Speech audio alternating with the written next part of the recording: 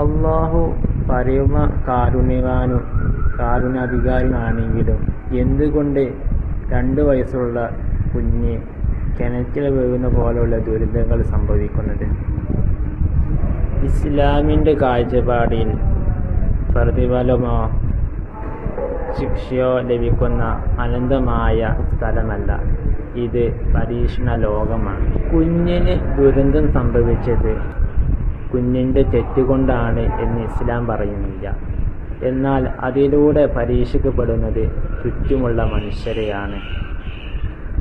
അവരെ രക്ഷിക്കാൻ ശ്രമിക്കുന്നുണ്ടോ, കാരുണ്യം കാണിക്കുമോ, ഉത്തരവാദിത്തോടെ അവർ പ്രവർത്തിക്കുമോ? ഒരു ഡോക്ടർ ഒരു കുഞ്ഞിന് വേദനയുള്ള ശസ്ത്രക്രിയ നടത്തുമ്പോൾ ആ വേദന കണ്ട് ആ ഡോക്ടർക്ക് കാരുണ്യമില്ല എന്ന് പറയാൻ പറ്റുമോ? ഇല്ല. വേദനയുടെ പൂർണ്ണമായ ഉദ്ദേശം നമുക്കറിയാം.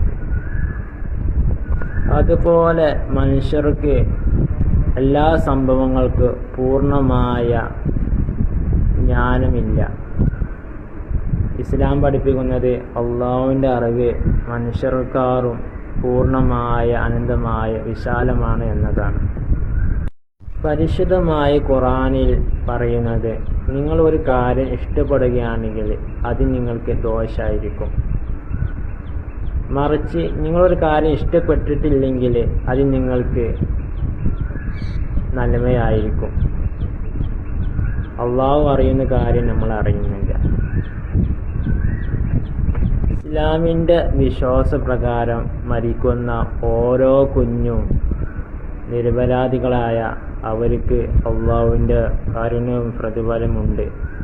അവൻ അന്യായത്തിൻ്റെ ഇരയാകുന്നില്ല. അള്ളാഹു പരമ കാരുണ്യാധികാരിയാണ് എന്ന് പറയുന്നത് ഈ ലോകത്തൊരു ദുഃഖവും ഇല്ല എന്ന അർത്ഥത്തിനല്ല,